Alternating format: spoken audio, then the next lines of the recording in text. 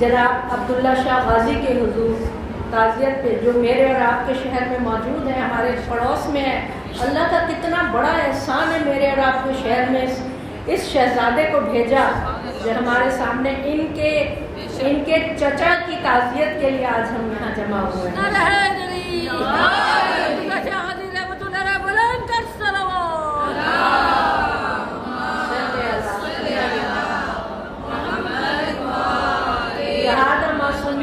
تیرہ معصومین کے حضور تعزیت پیش کرتے ہیں اور عبداللہ شاہ غازی کے حضور تعزیت پیش کرتے ہیں۔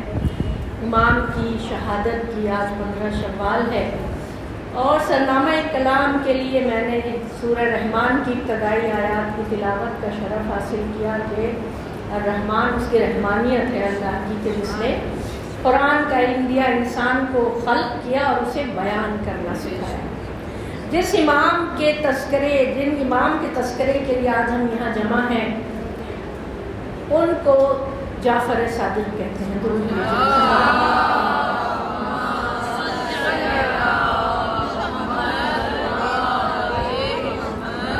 آج ایک بات میں عرض کروں گی انتظامیہ کی اجازت سے کہ یہ وہ شخصیت، یہ بحر علم، سمندر، علم کا سمندر، جعفر کا نام ہی نہر ہے، جعفر کا مطلب ہی نہر ہے، علم کی وہ نہر کہ جو بہہ رہی ہے 1300 سال سے۔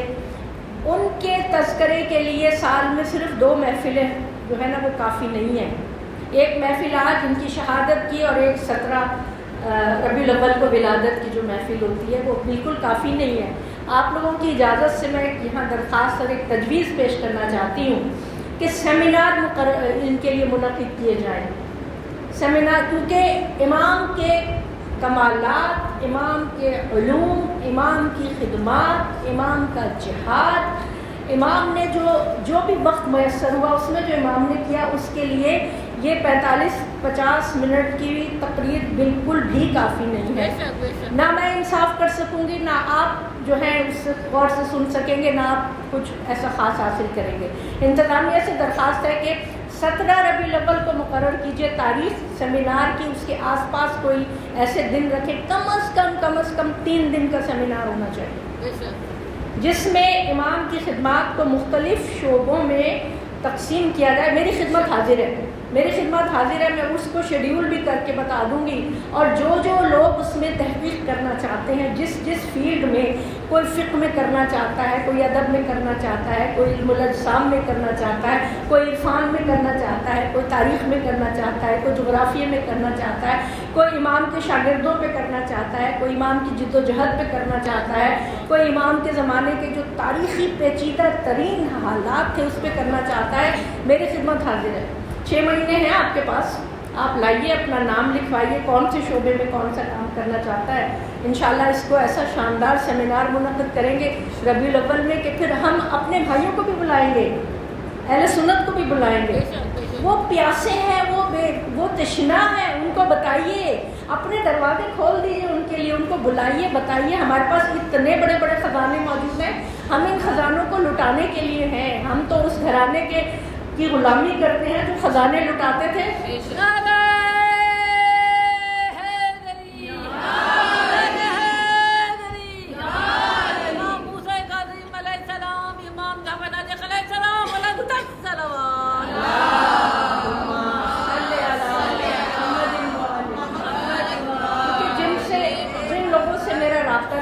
اس میں اکثریت جو ہے وہ بھائیوں کی ہے، بہنوں کی ہے، اور وہ پوچھتے ہیں، وہ کہتے ہیں ہمیں بتاؤ تم لوگ ایسی باتیں کرتے ہو، ہمیں کچھ پتہ نہیں ہے۔ سچی بات، ہم اپنے دروازے کھولیں گے تو یہ ہوگا نا کہ ان کو مدعو کریں، اور علم کی بنیاد پر، تحقیق کی بنیاد پر، حوالوں کی بنیاد پر، کتابوں کی بنیاد پر، کوئی گھڑی ہوئی باتیں نہیں، کوئی سنی سنائی باتیں نہیں، تحقیق کے ساتھ، ریفرنس کے ساتھ موجود ہو، فوٹو کاپی ہوئے ریفرنسز بھی ہو کہ یہ اس کتاب سے ہے، آپ ہی کی تاریخوں میں سے یہ ہے، اور ہمارے پاس اس کے ثبوت موجود ہیں۔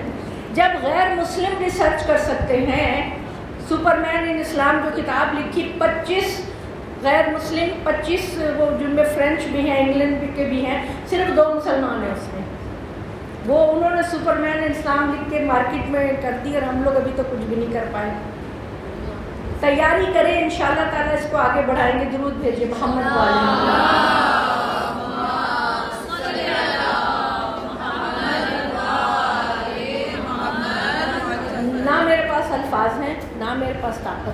میرے پاس علم ہے جو میں امام کی فضیلت بیان کر سکوں. آپ لوگوں کی مہربانی, آپ نے یہاں مجھے بٹھایا ہے, میں کوشش کرتی ہوں.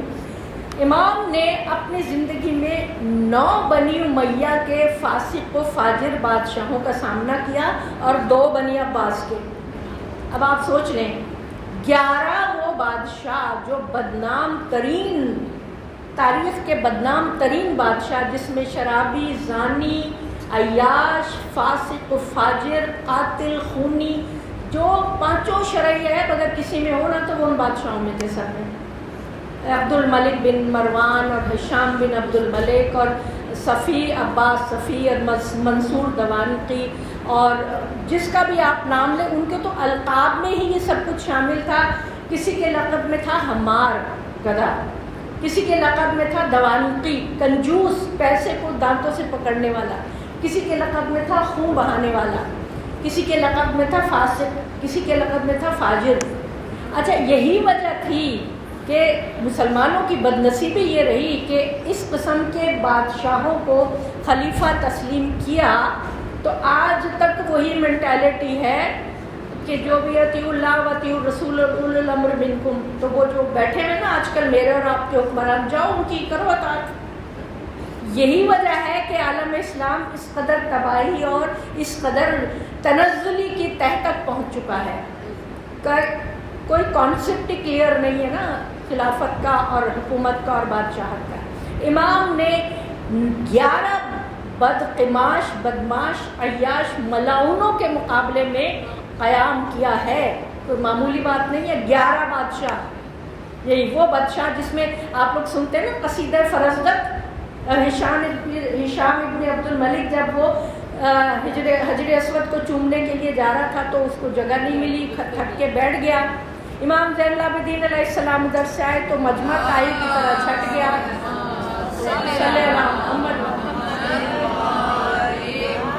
یہ امام کے بچپن کا زمانہ ہے, امام جعفر صادق علیہ السلام کے بچپن کا زمانہ. قصیدہ فرزدق تاریخ میں کیوں مشہور ہوا؟ اس لیے مشہور ہوا کہ ہشام کہنے لگا کہ یہ کون ہے کہ جن کی اتنی عزت ہے کہ انہیں آتے ہی ان کے مجمع کائی کی طرح سے چھڑ گیا, اور میں تو ولی ہے تو میرے لیے تو کوئی کھڑا نہ ہوا نہ کوئی رکا. تو کہنے لگا ما ادری, مجھے نہیں پتا کون ہے. ہشام نے کہا اچھا تجھے نہیں پتا, میں بتاتا ہوں کون ہے. طویل قصیدہ ہشام نے, اس نے فرزدق نے لکھا, انتہائی خوبصورت قصیدہ.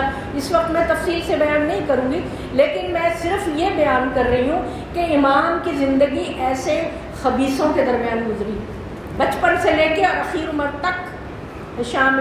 امام کی ولادت ہوتی ہے 83 ہجری میں مدینے میں, اور عبداللہ شاہ غازی کی ولادت ہوتی ہے 98 ہجری میں مدینے میں.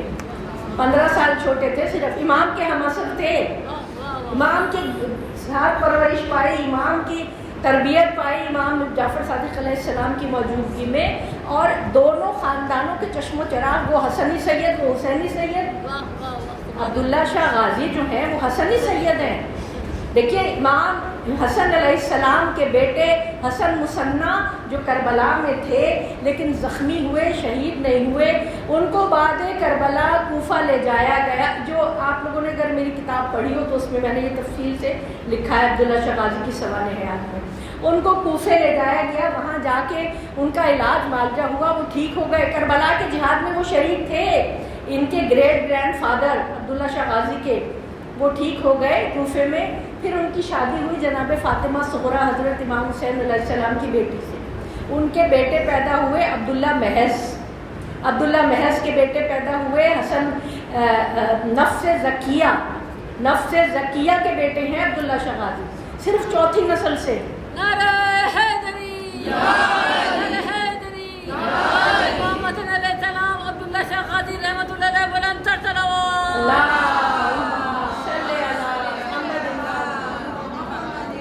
منصور دوانقی کے ظلم و ستم کے خلاف عبداللہ شاہ غازی کے دادا جو عبداللہ محض تھے انہوں نے قیام کیا تھا. اس سے ظلم و ستم کی انتہا کر دی تھی منصور دوانقی نے, یہاں تک کہ ان کے والد عبداللہ شاہ غازی کے جو والد تھے نفس زکیہ, ان کا سر کاٹ کے عبداللہ محض کے سامنے پیش کیا. اتنا ظالم بادشاہ تھا.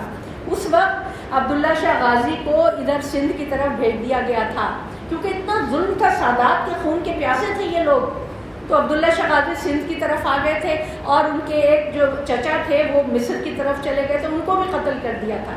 تو ان کے جو والد نفس زکیہ تھے ان کا سر کاٹ کے منصور دوانقی نے عبداللہ محض کے سامنے پیش کیا۔ عبداللہ محض اس وقت جو تھے وہ جنگل میں تھے، انہوں نے نماز پڑھنے کے بعد اپنے بیٹے کا سر دیکھا اور کہا کہ اللہ کا شکر ہے کہ تو نے حق پہ جان دی، اور منصور کو ہمارا پیغام دے دینا کہ ہمارا تو وقت ختم ہوا، اب تیرا وقت شروع ہوگا۔ یہ کہہ کے ایک آہ بھری اور اسی وقت انتقال کر گئے۔ ان کے دادا عبداللہ شاہ غازی کے جو دادا تھے، اور اس وقت امام جعفر صادق علیہ السلام بہت رنجیدہ ہوئے۔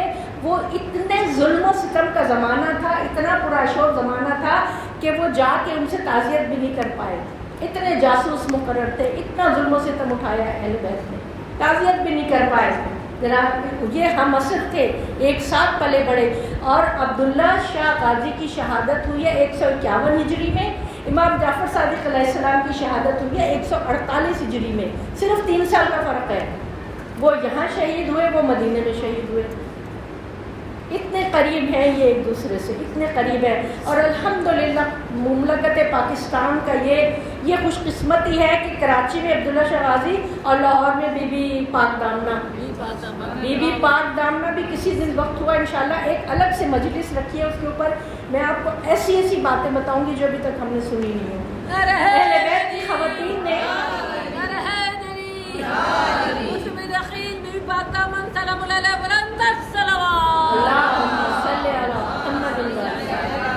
بس ایک جملہ کہہ کے بی بی پاک دامنہ کے لیے کہ 21 رمضان کو مولائے کائنات کی شہادت کے وقت جب کنبہ جمع تھا مولائے کائنات کے گرد، جب مولا وصیت فرما رہے تھے تو بی بی پاک دامنہ سب سے چھوٹی صاحبزادی موجود تھی اس وقت وہاں اپنے باپ کے ساتھ، اور مولا علی نے فرمایا تھا یہ میری بیٹی ہندوستان میں جا کے تبلیغ کرے گی اور اس کے دم سے وہاں ایک اسلامی مملکت قائم ہوگی۔ انشاءاللہ مجھے وقت دیجیے تو میں آپ کو بی بی پاک دامنہ کے بارے میں بھی بتاؤں گی۔ بہرحال اب اس وقت ہم تعزیت پیش کر رہے ہیں، سائر ہمارے ساتھ موجود ہے عبداللہ شاہ غازی، ان کو ان کے چچا کی تعزیت پیش کر رہے ہیں، اور ان کے کارناموں کا میں کیا بتاؤں، بس 3 حصوں میں مختصراً۔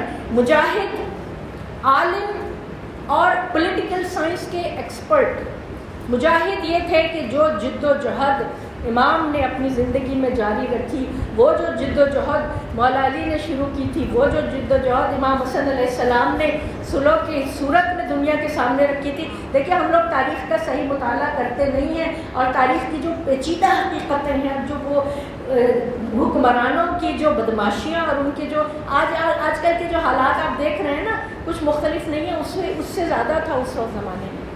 تو یہ سب امام نے جہاد کیا ہے کلمہ لا الہ الا اللہ کی ترویج و اشاعت کے لیے، قرآن کی بالادستی کے لیے، فقہ کی بالادستی کے لیے، اسلامی تعلیمات کی بالادستی کے لیے۔ 17 ربیع الاول کو جو 2 چاند طلوع ہوئے تھے، صادقین طلوع ہوئے تھے، جو ایک چاند کے ذریعے تو علوم قرآن ان کے قلب مطہر پر نازل ہوا، اور دوسرے کے ذریعے اس کی نشر و اشاعت ہوئی۔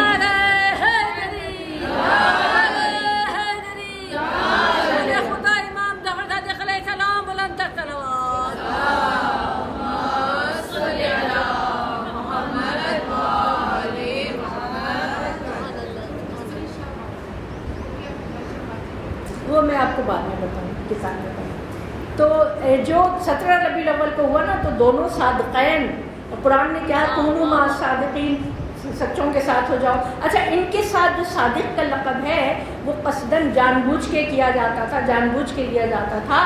اور جس طرح جابر ابن عبداللہ انصاری کو حضور نے کہا تھا کہ میرے اس بیٹے کو میرا سلام کہنا، امام محمد باقر کے لیے کہا تھا کہ جو باقر العلوم ہوگا، جو علم کو جو ہے وہ کھود کے نکالے گا، اسی طرح ان کے نام کے ساتھ صادق کا لقب بھی حضور ہی نے دیا تھا، جعفر صادق۔ کیونکہ اس کی وجہ ایک یہ بھی تھی کہ آخری زمانے میں جو جعفر قذاب کا آپ نے سنا ہے، اگرچہ وہ بعد میں تائب ہو گئے تھے، جنہوں نے کہا تھا کہ امام زمانہ کے جو آگے نماز جنازہ پڑھا رہے تھے امام حسن عسکری کی، بعد میں وہ تائب ہو گئے تھے۔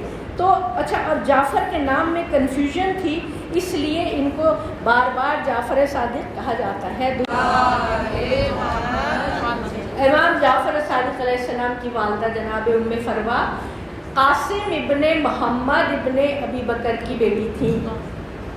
اور آپ کے والد تو آپ کو پتہ ہے امام محمد باقر علیہ السلام ہیں. تو امام کی زندگی بچپن جو ہے وہ جناب قاسم کی گود میں بھی گزری اور امام محمد باقر علیہ السلام کی گود میں بھی گزری. اور ان کو وقت ملا، ان دونوں اماموں کو، پانچویں اور چھٹے اماموں کو وقت ملا، کیونکہ بنی عباس اور بنی امیہ کی جو حکومتیں تھیں وہ آپس میں کنفرنٹیشن میں تھیں، اور بنی امیہ کی حکومت تنزلی کی طرف جا رہی تھی، اور بنی عباس نے خون حسین کے بدلہ لینے کے نعرے پر حکومت حاصل کی تھی، لیکن وہ بنی امیہ سے زیادہ ظالم ثابت ہوئے، وہ زیادہ منافق ثابت ہوئے، انہوں نے زیادہ ظلم و ستم کیے اہل بیت کے اوپر، اور انہوں نے مکر و فریب کے ذریعے اپنی حکومتیں قائم کی تھی. تو امام نے 2 بنی عباس کے بادشاہوں کا زمانہ دیکھا، اور منصور دوانٹی وہ ملعون تھا جس نے امام کو زہر دیا. تو آپ یہ دیکھیں کہ بنی عباس کی حکومت پوری بہت دور دور تک پھیلی ہوئی تھی.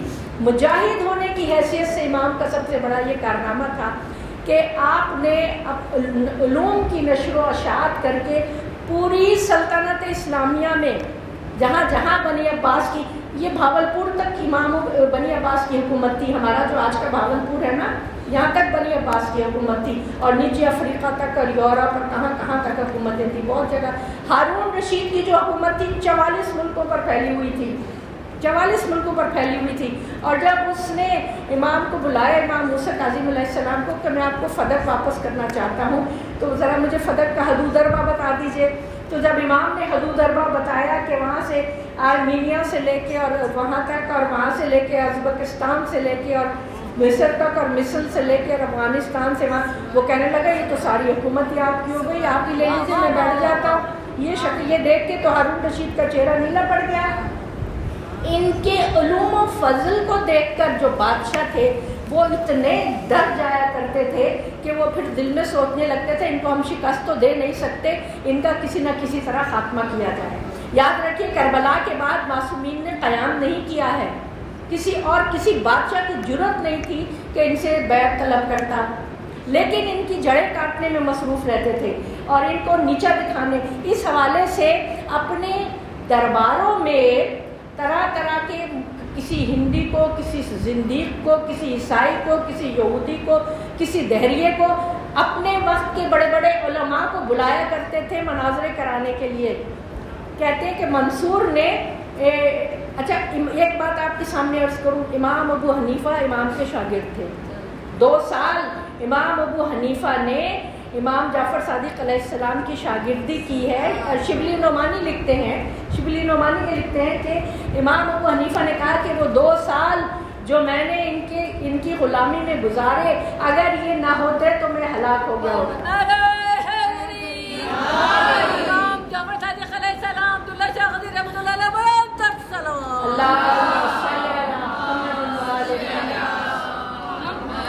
امام مالک بھی اسی زمانے کے تھے اور وہ بھی شاگردی میں کیا کرتے تھے. چاروں ائمہ کسی نہ کسی حوالے سے، امام مالک، امام حنبل، امام شافعی، امام ابو حنیفہ، کسی نہ کسی حوالے سے امام کی شاگردی میں آیا کرتے تھے. اور آپ نے دیکھیے 3 اہم کام ہیں جو میں آپ کے سامنے بیان کریں. ایک تو مجاہد تھے، دوسرے عالم، وہ عالم کے جن کا علم جو تھا ان کے بارے میں یہ سوائق محرقہ میں وہ کہتے ہیں کہ حالانکہ وہ دشمن ہیں، بہت دشمنان اہل بیت میں سے ہیں، وہ ابن حجر مکی، انہوں نے کہا کہ وہ علوم مرتب کیے امام جعفر صادق علیہ السلام نے جو اس سے پہلے کسی نے مرتب نہیں کیے تھے. جس میں آپ دیکھیے کہ قرآن کے علوم تھے، قرآن کی تفسیر تھی، اس میں حدیث، اس میں علم کلام، اس میں علم الاجسام، اس میں علم فلکیات، اس میں علم زمین، اس میں علم الاجسام، اس میں ستاروں کا علم، اس میں جغرافیے کا علم، اس میں تاریخ کا علم، اس میں کیمیا کا علم، اس میں طبیعیات کا علم، اس میں پودوں کا، درختوں کا، زمین کا علم، اس میں تخلیق کا، پوری کائنات کی تخلیق کے علوم کہ اس کو. اور آپ کے 4000 شاگرد تھے جو آپ کے پاس علم حاصل کرتے تھے، جس میں مسلمان ہونے یا نہ ہونے کی کوئی قید نہیں تھی. اس میں ہندو بھی تھے، اس میں دہریے بھی تھے، اس میں ہر قسم کے ہر مکتب فکر سے لوگ آیا کرتے تھے، اور یہ کلچر تھا اس مکتب کا، اس اکیڈمی کا، کہ جو سوال چاہے پوچھ لو، کوئی پابندی نہیں تھی، کیونکہ امام تو علم کے اوپر اتنے حاوی تھے، ان کو کہتے وہ تو ان کے فرزند ہے نا، سلونی سلونی قبل ان تفقدونی، پوچھ لو مجھ سے جو کچھ پوچھنا ہے اس سے پہلے کہ تم مجھے کھو دو۔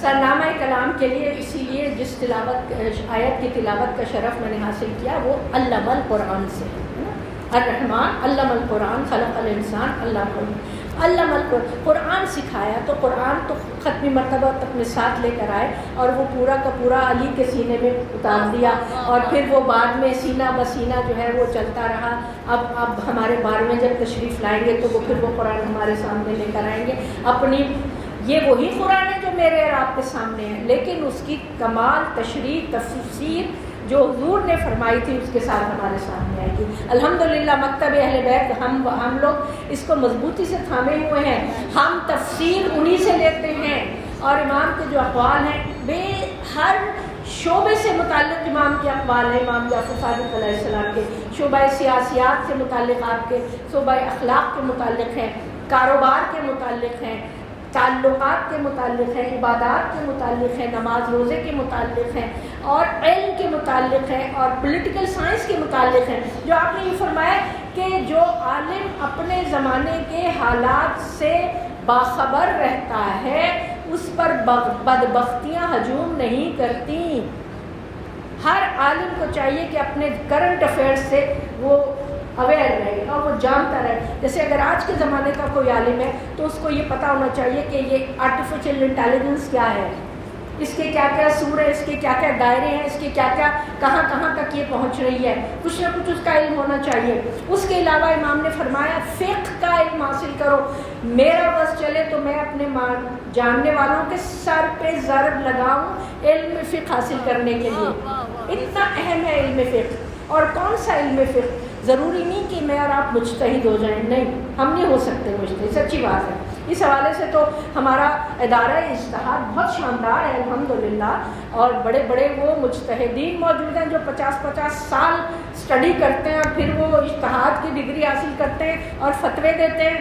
مجھے اور آپ کو فتویٰ دینے کی اجازت نہیں ہے، ہم اس علم کے لیول پہ نہیں ہیں، لیکن اتنا علم فقہ آپ ضرور حاصل کریں، میں اور آپ، اتنا جو ہماری اور آپ کی ضرورت کے مطابق ہو، کتنا ہمیں طہارت، نجاست، نماز، روزہ، حلال، حرام، مباح، مکروہ، مستحب جو بھی ہیں، جتنا ہماری ضرورت کے مطابق ہے، وہ امام نے فرمایا میں سر پہ ضرب لگاؤں، ڈنڈا لگاؤں، حاصل کرو اس کو، اتنا ضروری ہے یہ علم حاصل کرنا۔ اس کے علاوہ جیسے اب میرے پاس وقت بہت کم رہ جاتا ہے ہمیشہ، جب بادشاہ یہ کہا، اس نے منصور دوانقی نے امام ابو حنیفہ سے کہا کہ کوئی ایسے سوالات مرتب کر کے لاؤ کہ ان کو شکست دی جا سکے، کیونکہ ان کے پاس تو ہر سوال کا جواب ہے۔ تو وہ کہتے ہیں کہ امام ابو حنیفہ نے 40 مشکل ترین سوال جو تھے وہ مرتب کیے۔ امام کو بلایا گیا کہ بھئی ان کے آپ جواب دے دیں۔ امام نے اس کا کس طرح جواب دیا؟ اہل کوفہ اس کا یوں جواب دیتے ہیں، اہل مدینہ اس کا یوں جواب دیتے ہیں، اہل بصرہ اس کا یوں جواب دیتے ہیں، اہل عراق اس کا یوں جواب دیتے ہیں، اور میں اس کا یوں جواب دیتا ہوں۔ یہ سننا تھا کہ امام ابو حنیفہ نے کہا کہ اس علم کے سامنے کوئی نہیں ٹھہر سکتا۔ بار بار شکست کھاتا تھا منصور، بار بار شکست کھاتا تھا، یہاں تک کہ جب مناظرے کے لیے لوگوں کو بلایا کرتا تھا اور کہتا تھا ان سے سوال کرو، تو وہ عجیب و غریب سوال کرتے کہ کیا ہم سر پہ بال کیوں ہیں، اچھا پیشانی پر بال کیوں نہیں ہیں، ہمیں کیوں ہیں، آنکھیں مخروطی کیوں ہیں، ناک بیچ میں کیوں ہے، اچھا ہونٹوں کی یہ شیپ کیوں ہے، مردوں کی داڑھی کیوں ہے، دل مخروطی شکل کا کیوں ہے، اور 2 پھیپھڑے کیوں ہیں، گھٹنے آگے کو کیوں مڑتے ہیں، پیچھے کو کیوں نہیں مڑتے، پیروں کے درمیان خلا کیوں ہے، اچھا کانوں میں جو مواد ہے وہ کڑوا کیوں ہے، ناک میں جو وہ ہے وہ رطوبت کیوں ہے، آنکھوں میں جو رطوبت ہے وہ نمکین کیوں ہے، ہونٹوں پہ جو ہے وہ میٹھی کیوں ہے، اچھا عورت جو ہے جب وہ حاملہ ہوتی ہے تو اس کو پیریڈز کیوں نہیں آتے؟ یہ والے سارے سوالات نا امام نے ایک ایک کا جواب دیا۔ اب دیکھیے اگر سر پہ بال نہ ہو تو سر گرمی سے پھٹ جائے، کیونکہ بخارات وغیرہ جو ہیں وہ اس کے ذریعے سے باہر نکلتے ہیں، اور جو روغنیات ہم پہنچاتے ہیں وہ ان ننھے ننھے سوراخوں کے ذریعے جاتا ہے، سر کے اندر جاتا ہے۔ اس کے بعد فرمایا پیشانی پر بال اس لیے نہیں ہے کہ پیشانی ایک ریزروائر ہے نور کا، آنکھیں تو نیچے ہیں نا لیکن پیشانی جو ہے اس میں نور جمع ہوتا رہتا ہے، یہاں تک کہ آپ دیکھیں اگر کبھی لائٹ ایک دم سے آف ہو جاتی ہے تھوڑی دیر تو آنکھیں ہوتی ہیں، اس کے بعد نظر آنے لگتا ہے، یہ وہی نور ہے جو یہاں جمع ہوتا ہے اور جو پھر اس سے انسان اس سے دیکھنے لگتا ہے۔ ناک چہرے کے درمیان میں اس لیے ہے کہ روشنی جب آنکھوں میں آتی ہے تو وہ برابر تقسیم ہو کے دونوں آنکھوں کی طرف آئے، اور بھویں اس لیے ہیں کہ اوپر سے آنے والا پسینہ یا رطوبت آنکھوں میں نہ جائے۔ آنکھیں مخروطی اس لیے ہیں تاکہ آپ آنکھوں میں اگر دوائی ڈالنا چاہیں کسی بھی سرمے دانی کی مدد سے تو وہ آرام سے دوائی ڈالی جا سکے، اگر گول ہوتی تو دوائی ڈالنا مشکل ہو جاتا ہے۔ ناک میں رطوبت اس لیے ہوتی ہے کہ سانس لینا آسان ہو۔ آپ سب جانتے ہیں اگر کبھی ناک ہماری خشک ہو جائے سانس لینا کتنا مشکل ہو جاتا ہے نا، بہت مشکل ہو جاتا ہے، اور ہونٹ اس لیے ہیں کہ اوپر کی کوئی رطوبت چہرے میں منہ میں نہ داخل ہو سکے، اور جو غذا ہم منہ میں لیتے ہیں وہ ہمارے اندر محفوظ رہے۔ دانتوں کے بارے میں بھی سوال کیا تھا تو آپ نے فرمایا تھا ڈاڑیں چوڑی اس لیے ہیں کہ وہ چکی کی طرح سے کھانے کو پیستی ہیں، اور آگے والے دانت اس لیے تیز ہیں کہ وہ کھانے کو کاٹتے ہیں۔ مونچھیں اس لیے بنائی گئی تاکہ عورت اور مرد میں فرق ہو سکے، کہ دیکھتے ہی پتہ چل جائے کہ یہ مرد ہے اور یہ عورت ہے۔ دل مخروطی اس لیے بنایا گیا کہ دل دونوں پھیپھڑوں کے درمیان ہوتا ہے، اس کو آرام سے اس کو جگہ دھڑکنے کی مل جاتی ہے۔ دو پھیپھڑے اس لیے ہیں کہ ان پھیپھڑوں میں سے ایک پھیپھڑے سے ٹھنڈ ملتی ہے، دوسرے پھیپھڑے سے ٹھنڈ ملتی ہے۔ جگر کی شکل میں چاروں طرف دبے ہوئے کونے کیوں ہیں؟ تاکہ اس میں سے رطوبت خارج ہوتی رہے۔ عورت جب حاملہ ہوتی ہے تو وہ خون اس کا جو ہے وہ بچے کی طرف منتقل ہو جاتا ہے اور اس کو اس سے غذا ملتی ہے۔ گھٹنے آگے کی طرف اس لیے مڑتے ہیں کہ اگر دونوں طرف مڑے، آگے پیچھے دونوں طرف مڑے تو انسان چلتے اور دوڑتے وقت گر پڑے اور وہ استقامت سے زمین پہ چلنا پھرنا اس کے لیے مشکل ہو جائے۔ اور پیروں کے تلووں کے بیچ میں تھوڑی سی جگہ اس لیے ہوتی ہے اور اس میں تھوڑی سی ابھار ہوتا ہے کہ چلنا پھرنا اٹھنا بیٹھنا آسان ہو جائے، ورنہ انسان گر پڑے۔ کہتے ہیں کہ جس نے یہ سوال کیے تھے وہ سجدے میں گر گیا، لا الہ الا اللہ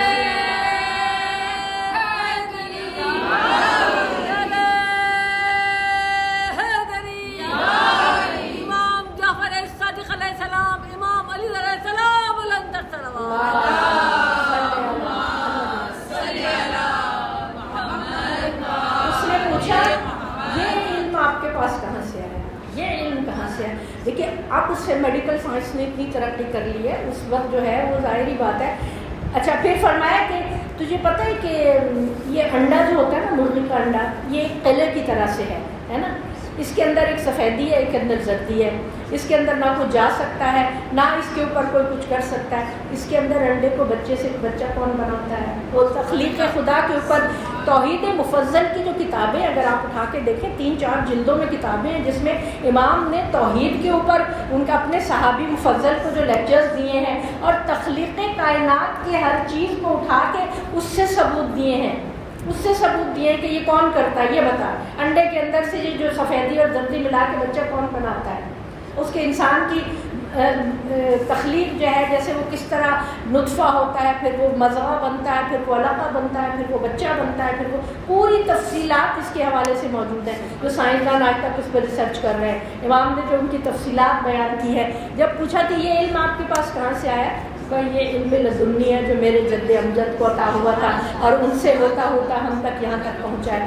یہ تبلیغ کا انداز تھا جو امام نے اپنے زمانے میں اسلام کی تبلیغ کے لیے اختیار کیا تھا، اور کتنے لوگ مسلمان کیے تھے۔ یہی وجہ تھی کہ عباسی بادشاہ جو تھے وہ اتنے حسد میں مبتلا ہو جایا کرتے تھے کہ وہ یہ ترکیبیں سوچا کرتے تھے کہ ان سے کس طرح چھٹکارا حاصل کیا جائے، یہی کرتے تھے نا۔ تو کسی امام کو طبعی موت تک تو نہیں پہنچنے دیا، ہر ایک کو کسی نہ کسی طریقے سے جو ہے وہ ہتھ کنڈے استعمال کر کے وہ شہید کیا، یہاں تک کہ امام کے گھر پہ آگ لگوائی، آپ نے سنا ابھی مرثیے میں بھی آپ نے سنا تھا کہ جب آگ لگی اور امام نے کہا تجھے پتہ نہیں ہے میں ابراہیم کا فرزند ہوں جس کے لیے قرآن نے کہا تھا قلنا یا نارو کونی بردن و سلاما علی ابراہیم. نار ٹھنڈی ہو گئی, آپ نے اپنے دامن کی ہوا دی تو آگ ٹھنڈی ہو گئی تھی اور گلزار ہو گئی تھی. یہی وجہ تھی کہ منصور اتنا اس حوالے سے بغض میں آیا, اتنا جلا کہ اس کے بعد اس نے زہر دینے کا فیصلہ کر دیا تھا. امام کے گھر کو آگ لگائی تھی انہوں نے. اور کون سی ایسی مشکل, دیکھیے یہ صبر تھا اہل بیت کا کہ جب جو وقت انہیں ملا تھا, ہر امام کو وہ وقت نہیں ملا جو ہمارے ان امام کو ملا تھا تبلیغ و اشاعت کے لیے, علوم کی اشاعت کے لیے جو ملا, جس میں امام نے فقہ مرتب کی تھی. جو میری اور آپ کی فقہ ہے, فقہ جعفریہ, یہ امام بہت تفصیل کا کام ہے یہ اس کو مرتب کرنا, جس میں اب توضیح المسائل کے رسائل جو میرے اور آپ کے پاس آتے ہیں, فتاویٰ ہیں امام آقائی سیستانی کے ہیں, آقائی کوئی کے ہیں, جس کی بھی یہ سارے کے سارے ان کی وہاں کی جمع کی ہوئی فقہ, اور یہ وہ فقہ تھی جو تمام ائمہ کی فقہ تھی, یہ وہ فقہ تھی جو قرآنی فقہ تھی, یہ وہ فقہ تھی, یہ جورسپروڈنس, یہ لاز, یہ رولنگ, یہ قوانین, یہ ڈوز اینڈ ڈونٹس, یہ کرنا ہے اور یہ نہیں کرنا, یہ حلال ہے, یہ حرام ہے, یہ مستحب ہے, یہ مکروہ ہے, یہ مباح ہے. یہ ساری چیزیں جتنی تفصیل سے میرے اور آپ کے پاس موجود ہیں, کسی مکتبہ فکر میں اتنی تفصیل سے موجود نہیں ہے. امام نے مرتب کر کے دنیا کے سامنے رکھی تھی. اور تیسرا بڑا کارنامہ جو امام کا, مجاہد تھے, عالم تھے, اور تیسرا بڑا کارنامہ جو امام کا سب سے بڑا یہ ہے کہ سلطنت اسلامیہ میں نیٹ ورک قائم کیا تھا خصوصی تنظیموں کا جو سیکرٹ ایجنسیز کہلاتے ہیں. سیکرٹلی بنی عباس کی سلطنت میں مدینے سے لے کے عراق سے لے کے اور کہاں تک اور یہاں تک برِ صغیر تک جہاں جہاں تک سلطنت تھی, امام نے اپنا سیکرٹ نیٹ ورک قائم کیا ہوا تھا اور اپنے ہرکارے مقرر کیے ہوئے تھے, اپنے نمائندے مقرر کیے ہوئے تھے. دیکھیں یہ پولیٹیکل سائنس کا کتنا بڑا کارنامہ ہے کہ اپنے جتنے ہمارا جو مکتب فکر ہے, اب بادشاہ جو مرضی کرتا رہے نا, بادشاہ تو ظلم و ستم کرے گا, بادشاہ تو طرح طرح کی پابندیاں قائم کرے گا. امام کا سیکرٹ نیٹ ورک جو تھا وہ ایسا تھا کہ امام اپنے ہرکاروں کے ذریعے, دیکھیے اس وقت میں درود بھیجیے محمد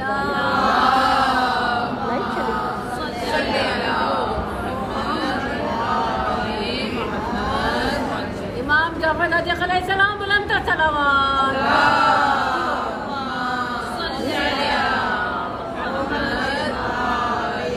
امام اپنے ہرکاروں کے ذریعے دور دراز مملکت میں پیغامات پہنچایا کرتے تھے کہ دیکھو یہ جو پالیسی آئی ہے اس کے مقابلے میں ہمارا موقف یہ ہے.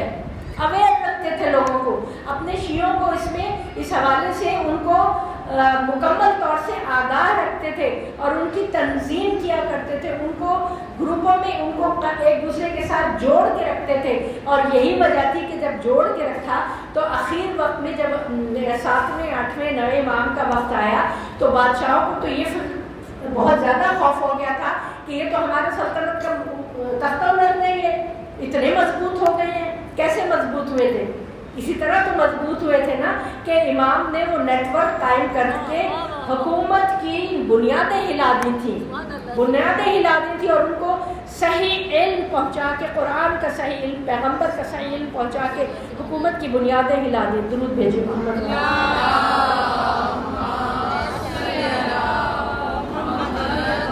امام جعفر صادق علیہ السلام بلند صلوات.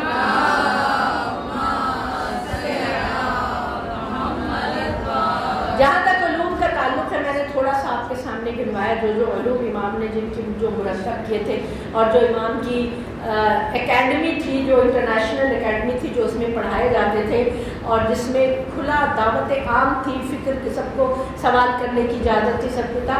ان علوم میں علم عرفان جو امام اس کے بانی ہیں 2 صدی ہجری میں, علم عرفان امام نے جو صحیح معنوں میں انٹروڈیوس کرایا. دیکھیے یہ اس حوالے سے آپ جو دیکھیں گے نا, جو مسٹسزم, صوفیزم, صوفی ترک دنیا کر کے دنیا میں چھوڑ کے جنگلوں میں نکل جاتے ہیں اور وہ کرتے ہیں, یہ ہماری تعلیمات نہیں ہیں, یہ اسلامی تعلیمات نہیں ہیں, یہ امام کی تعلیمات نہیں ہیں.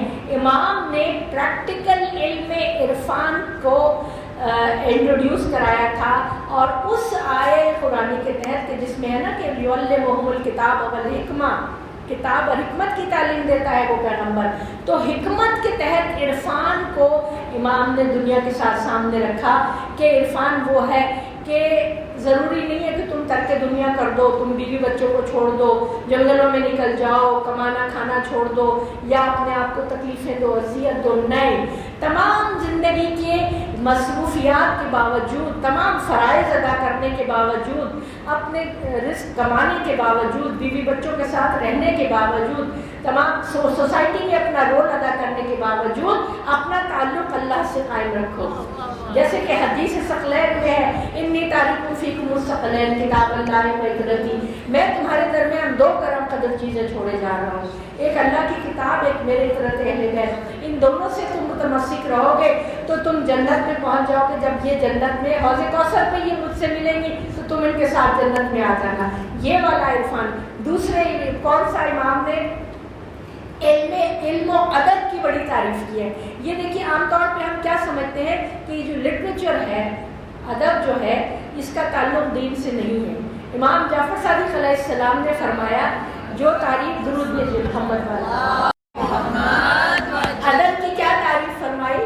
ادب کی تعریف فرمائی ادب وہ فن ہے کہ جس کے ذریعے سے گفتگو کرنے والا سننے والے کے لیے اور پڑھنے والے کے لیے زیادہ پرکشش ہو جاتا ہے، جو اپنی بات ادب کے طریقے سے کہتا ہے. اب آپ دیکھیں جو ادب کے لٹریچر کی، جنہوں نے لٹریچر پڑھا ہے جو سبجیکٹ ان کو پتہ ہے کہ چاہے وہ انگریزی ادب ہو، چاہے وہ عربی ادب ہو، چاہے وہ ہندی ادب ہو، چاہے وہ اردو ادب ہو، اس کا ذوق ہی کچھ اور ہوتا ہے، اس کی بات ہی کچھ اور ہوتی ہے. اس کے ذریعے سے کہی ہوئی بات جو ہے وہ دوسری بات کی نسبت کتنی خوبصورت ہوتی ہے، دلوں کے اوپر اثر کرتی ہے. امام وہ پہلے شخص ہیں جنہوں نے نثری ادب پر انعام مقرر کیا تھا. شعر و شاعری تو عربوں کا شیوا تھا نا، عرب شعر و شاعری پہ تو بڑے تکبر اور غرور کیا کرتے تھے، اور اپنے زمانے میں وہ سبا معلقات جو قصیدے لکھ کے کعبے پہ ڈال دیا کرتے تھے نا، جس پہ انعام ملتے تھے، اور فخر و مباحات کیا کرتے تھے. پروز میں، نثر میں امام جعفر صادق علیہ السلام نے لوگوں کو علم و ادب کی طرف جانے کے لیے، ان کو انکریج کرنے کے لیے، فروغ دینے کے لیے ایک ایسا انعامی مقابلہ جو آج تک چل رہا ہے الحمدللہ جاری کیا، جس میں ایک جج امام خود ہوتے تھے، ایک جج خود ہوتے تھے اور دو ججز اور دوسرے علماء کو اپنے ساتھ رکھتے تھے. یعنی علم و ادب کے تمام فیلڈز کو امام نے انکریج کیا، دنیا کے سامنے رکھا. اور جتنا بھی وقت امام کو ملا، امام نے قرآنی تعلیمات کو، تفسیر کو، علم کلام کو، علم فقہ کو، علم عرفان کو، باقی تمام علوم کو دنیا کے سامنے رکھا. یہ تھے ظاہری علوم، علم فزکس اور کیمسٹری بھی. اور امام کے جو شاگرد تھے ان میں بڑے مشہور شاگرد تھے، جن میں جابر ابن حیان تھے جو بابائے کیمسٹری کہلاتے تھے، جن کے کریڈٹ پہ کئی 100 کتابیں تھیں. محمد ابن مسلم تھے، فضیل بن یسار تھے جن کا نام مشہور ہے، سفیان ثوری تھے.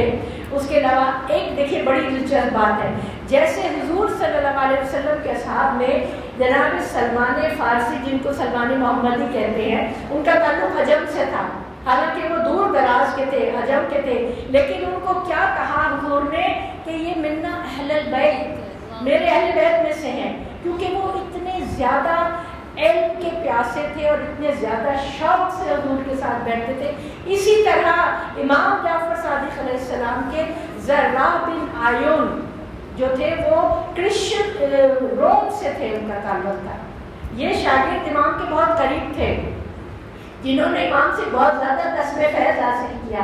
اور اس طرح اس زمانے میں امام جعفر صادق اور امام محمد باقر ایک دفعہ سفر سے آ رہے تھے، تو ایک کرسچن راہب تھا، آپ نے سنا ہوگا یہ واقعہ، وہ سال میں صرف ایک دفعہ اپنی خانقاہ سے نکلا کرتا تھا. اس وقت جب وہ نکل کے آیا تو دیکھا 2 اجنبی چہرے دیکھے، تو پوچھا کہ تم کون ہو؟ تم علماء میں سے ہو؟ اس راہب نے پوچھا. کرسچن تھا راہب، اس زمانے میں کرسچن بہت بڑے بڑے عہدوں پہ ہوا کرتے تھے. تو آپ نے کیا جواب دیا؟ جہال میں سے نہیں ہوں، جاہلوں میں سے نہیں ہوں. دیکھیں یہ انکساری اور یہ اخلاق جو ہے وہ کیا اہل بیت کا، اس سے بڑھ کے اور کیا ہوگا.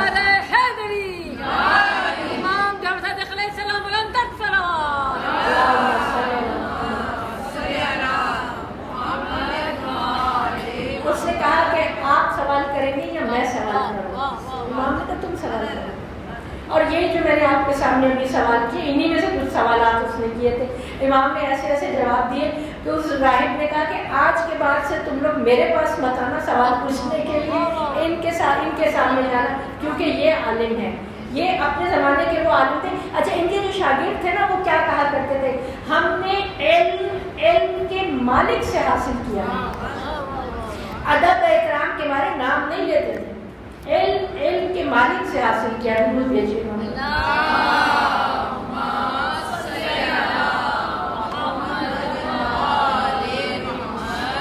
بہت مختصر میں آپ کو سامنے عرض کر رہی ہوں، اور یقیناً ہماری بہن ہما بیٹھی ہیں. ہما، میں آپ کے آنے سے پہلے کہہ رہی تھی کہ سیمینار منعقد کیا جائے گا امام کے اوپر، اور لوگ تحقیق کر کے آئیں اور ہر فیلڈ کے اوپر تفصیل سے بیان کریں. کم از کم 3 دن ہونا چاہیے تھا.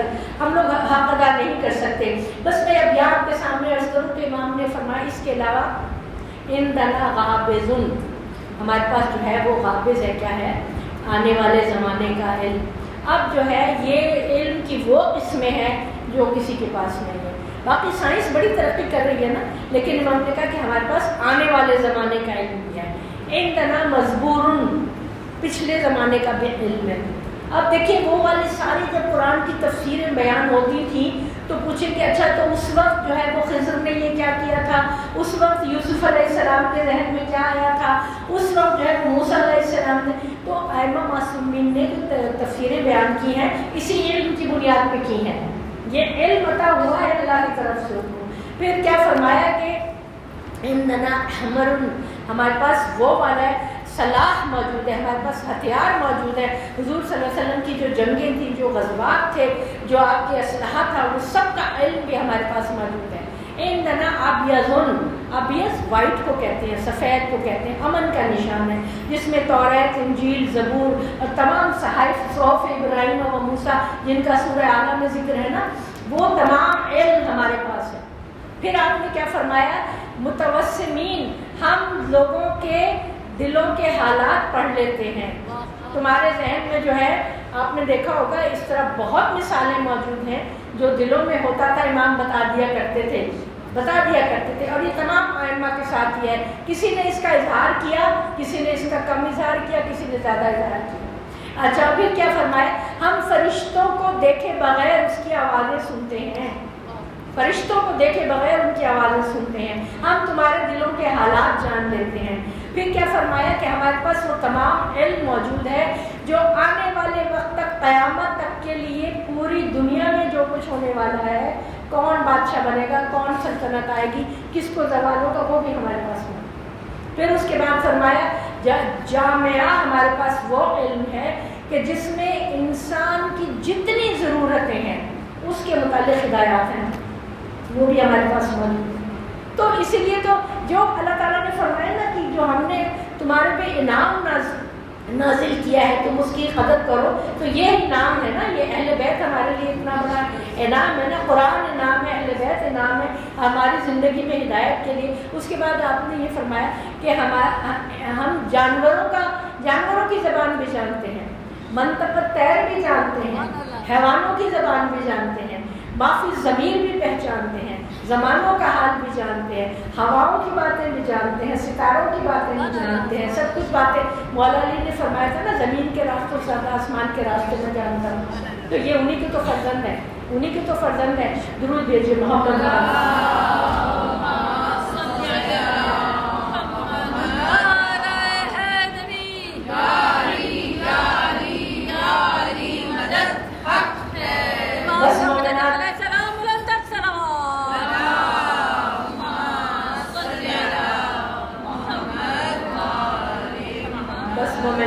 آپ کی زحمتیں تمام، آپ لوگ تھک گئے ہوں گے، مگر میں کچھ کہہ پائی، نہ میں آپ کے سامنے کچھ بیان کر پائی.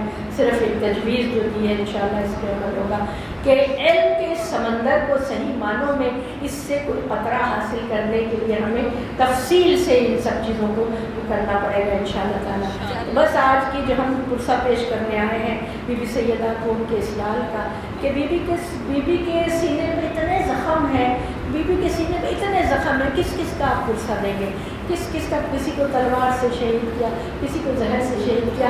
بی بی کے اس فرزند کو منصور دوانقی نے دیکھا کہ جب آگ نے بھی اثر نہیں کیا اور آگ سے بھی امام معجزانہ طور سے بچ گئے، تو انگوروں میں زہر دیا، امام کو انگوروں میں بھیجا، زہر دے کے بھیجا، امام نے انگور تناول کیے، زہر نے امام کے جسم پہ اثر کرنا شروع کیا۔ امام کا انتظار کا وقت آیا۔ حمیدہ کہتی ہے جب ایک صحابی ان کے پاس تعزیت کے لیے گیا، کہتی ہے ارے تو کاش تو اس وقت آتا جب امام کا آخری وقت تھا۔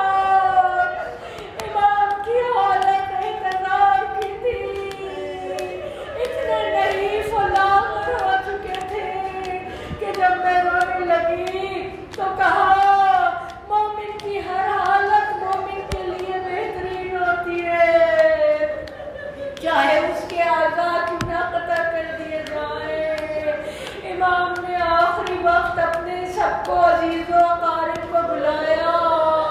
ہائے کیا یاد آیا ہوگا امام کو اپنے جد کی تنہائی، کربلا میں جب کوئی حسین کے پاس نہ تھا۔